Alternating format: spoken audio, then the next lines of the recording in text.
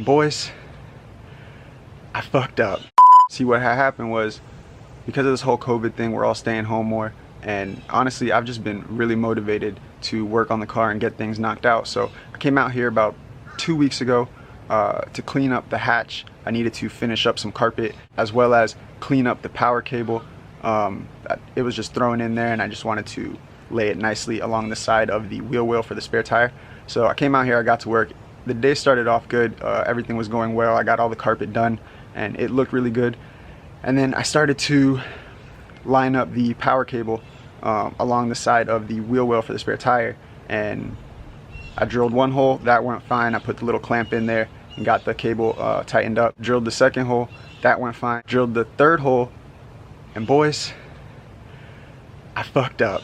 Oh, now you fucked up. Now you fucked up.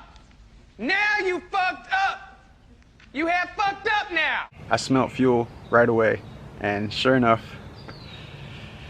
your boy drilled through a fuel line.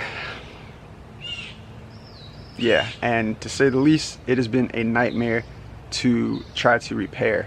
I've never repaired a fuel line before, so it's all new to me, and the first couple times it blew off right away. It barely held like 5 pounds of fuel pressure, and the last attempt it held about 30 pounds of fuel pressure, and then it barely started to, like, it wasn't even leaking. Just the tip of like where I connected the nylon fuel line to the hard line, it was just wet, so it was barely leaking. So I took it all off and we were attempting to repair it again. I'm not giving up, guys. We are gonna get it, but it's just taking longer than expected, and I didn't want to wait because I don't know how long it's gonna take me, and then there's no videos being put out, and that just doesn't look good, or it's not cool for you guys to just be like, well, what happened? So I figured I'd make this video to explain to you guys what's going on and why there's a delay on turning Miss Parker on. But yeah, we're gonna figure it out. And then also, I didn't want to just make a video with no content, so we have to put the mass airflow sensor harness on, the O2 sensor harness on, as well as connect the vacuum line to the blow-off valve and the wastegate, and then we're gonna do an oil change. So yeah, boys, that's where we're at. I've been super stressed because, yeah, I just want to turn the car on, and I was supposed to be able to turn the car on already, but because of my idiot mistake, and I guess you live and you learn, because now I'll never drill a hole in a car without looking on what is on the other side of where I'm drilling at, because this has been horrible, for real. But yeah, with all that being said, let's get to work. So I know I said in the last video that I was going to cut and extend the mass airflow sensor harness myself, but because of this whole fuel line situation, I just wanted to make everything from this point forward as easy as possible, and extending the harness myself is not as easy as possible. So I found this harness extension online, which makes things a whole lot easier for me. So yeah, let's get this thrown on real quick. I don't think you guys are going to be able to see anything really. It's pretty far up there, and that's why I was saying if I had to cut this and extend it, it would be a whole job in itself. So boom, that sounded good. Now we just got to do this side.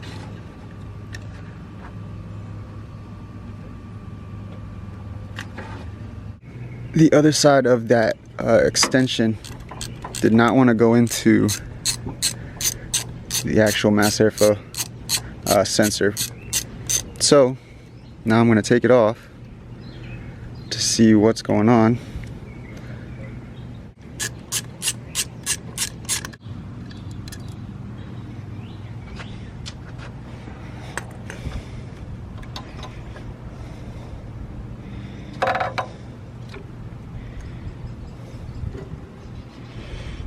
So for whatever reason, I was feeling some type of resistance when I was trying to put this on.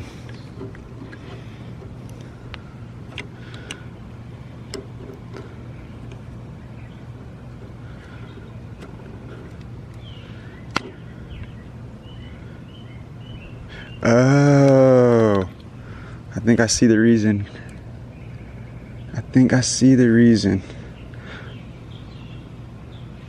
Or maybe I'm tripping. All right, so look, this is what I think is the problem. If you guys look in here, see this rubber, whatever that is, it's like a gasket, I guess, to keep water from coming in here. I think this one got stuck in here off of the other plug, and the new harness extension comes with one. So both of them going into each other, they're bumping, the gaskets are bumping into each other, and it's not allowing the plug to clip. So I think if we take the gasket out of here, we should be good to go. All right, boys, I pulled the little gasket out. So now I'm thinking this should plug in with no hesitation. Yep, that was a lot better. But what I'm also thinking now is that we have to disconnect the first plug that we plugged in and put the little rubber gasket back on it. So that way we make sure no water gets in that top plug either. But yeah, I was worried for a second because it really didn't want to go in. And I was like, great, this was supposed to be the easier way out, and turns out it's not gonna. But it was a simple fix. And yeah, we got it done. So I'm gonna tighten these little bolts back up, and then we're gonna take off that top plug and get the gasket back in.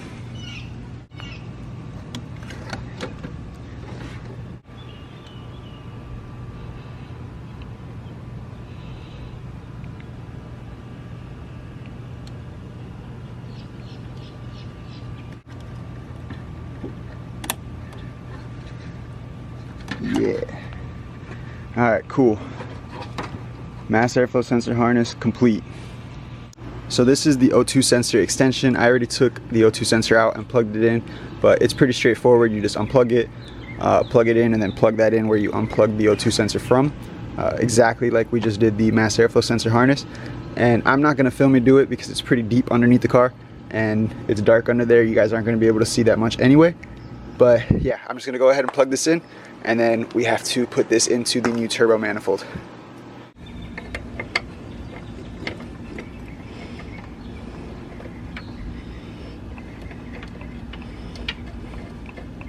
Quick tip, leave the O2 sensor unplugged while you're tightening it so you don't twist up your wires. O2 sensors are done, super simple. The hardest part was the passenger side one, just to get to it. The location is just pretty tucked up there on the turbo manifold. But yeah, we got it done. And now moving on, I got some vacuum line and we're gonna run the lines to the blow off valve and the wastegate.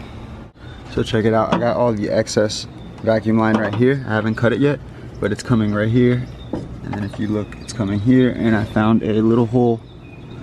Oh, why is it blurry? Right there, see it? So it goes in, and then from in there, I snaked it through and we got it right here. So now all we have to do is plug it in and put a zip tie on it just to hold it in place, and we'll be good to go with the blow off valve. I still have to cut it right here, and then we have to attach it to this little T-fitting right there, and then we just have to get the wastegate done.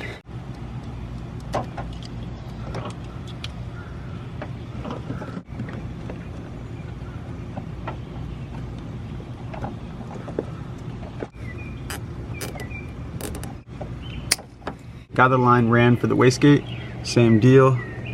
It's right up here on the top, and it goes down into the fender well. And then this one was actually a little different because the wastegate is not in the fender well, so it comes tucked up under there, and then I have it coming out. Let me show you guys. Comes out right there, and then goes right into the wastegate. So both the lines to the wastegate and blow off valve are now ran. We just got to throw some zip ties on there real quick.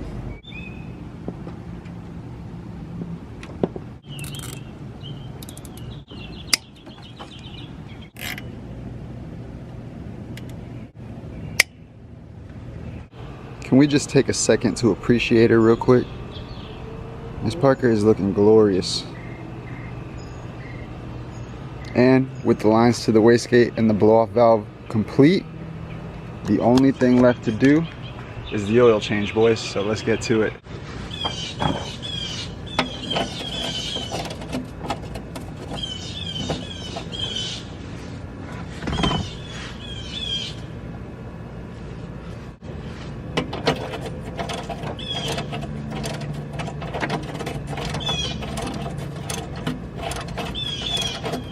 course, boys. It's never easy for me. I'm no scientist, but this drain bolt feels like it's stripped or cross-threaded, because usually when you break a drain bolt loose, you could do the rest of it by hand, whereas this is really tight and it started to leak right away, which typically isn't the case. It usually won't leak until you get to like the last few threads, and because it's still so tight to take out, I'm almost certain that it's cross-threaded. Why wouldn't it be, you know? Well, this is a positive channel, so we're already halfway out of there. We're gonna take her out, and then if she is cross-threaded, I guess we're gonna have to tap her and get a new drain bolt. That would be the only option, because I'm not pulling the pan.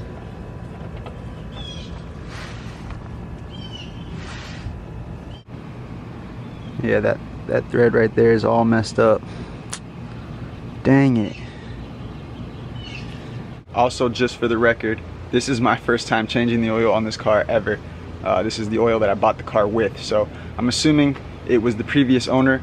I don't know if he was in a rush or what the issue was, but I don't really understand how you can cross thread a drain bolt. They're usually very simple to go in, and then you just like snug them up, but clearly it wasn't that easy, I guess. But yeah, so now I have to do some research, find out what thread that is on the drain bolt, and then try to find a tap set for that, and hopefully it's not too far shot out and I could save it. And yeah, boys, it's not one thing, it's the next, or both. So now I have to deal with the fuel line and the drain bolt, and I'm hoping that the front, because the oil pan has two drain bolts, one in the back, one in the front. I'm not even going to take the front one off yet, because I just don't need to until I finish deciding what I need to do to the rear drain bolt. But once I fix that, or yeah, let's just stay positive. Once I fix that, then I'll take off the front one. Hopefully that one's good to go and not cross-threaded as well. But yeah, boys, Miss Parker is really making me fight for it, but that's all right. We're just gonna stay positive, and we're gonna keep pushing, and we're gonna get her fired up eventually. But that's gonna be it for this one. Hope you guys enjoyed the video. If you did, make sure to hit the like button for me, subscribe to the channel, and I'll see you guys in the next one. Be easy.